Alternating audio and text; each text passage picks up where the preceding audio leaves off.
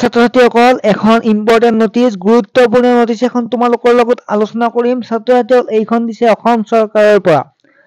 22 জানুৱাৰী সকলোৱে উৎকণ্ঠাৰে বাট চাই আছে, কিয়নো 22 জানুৱাৰী তাৰিখে ঐতিহাসিক ৰাম মন্দিৰ যিটো আছে এই ৰাম মন্দিৰ উদ্বোধন কৰা হ'ব। এই ৰাম মন্দিৰ উদ্বোধনৰ বাবে সকলোৱে উৎকণ্ঠাৰে বাট চাই আছে 22 জানুৱাৰী তাৰিখলৈকে।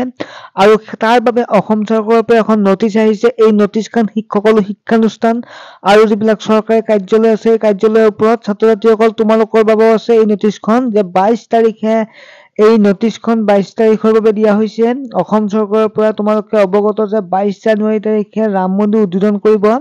আৰু ৰাম মন্দিৰ উদ্বোধনৰ কাৰণে ইউপি চৰকাৰে আগতেই নটিচ পাব্লিছ কৰিছে যে সিদিনা সকলো চৰকাৰী কাৰ্যালয় শিক্ষানুষ্ঠান বন্ধ থাকিব। আৰু তাৰ লগত সংগতি ৰাখি আমাৰ অসম চৰকাৰৰ এখন নটিচ প্ৰেৰণ কৰিছে বা পাব্লিছ কৰিছে।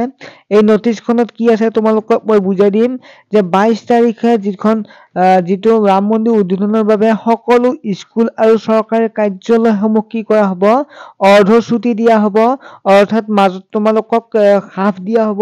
গতিকে তোমালোকৰ বাবে ইম্পৰ্টেণ্ট এইটো আহিছিল যে 22 জানুৱাৰী তাৰিখে তোমালোকে হাফ পাবা এই স্কুল আৰু যিবিলাক চৰকাৰী কাৰ্যালয় আছে। গতিকে তোমালোকে ৰাম মন্দিৰ মুকলি অনুষ্ঠানৰ বাবে তোমালোকৰ উৎকণ্ঠাৰে বাট চাই আছা। গতিকে তোমালোকৰ বাবে এই নটিচটো ইম্পৰ্টেণ্ট আছিল, সেইবাবে মই জনাই দিলোঁ যে 22 জানুৱাৰী তাৰিখে অসম চৰকাৰে দিব অৰ্ধ ছুটি।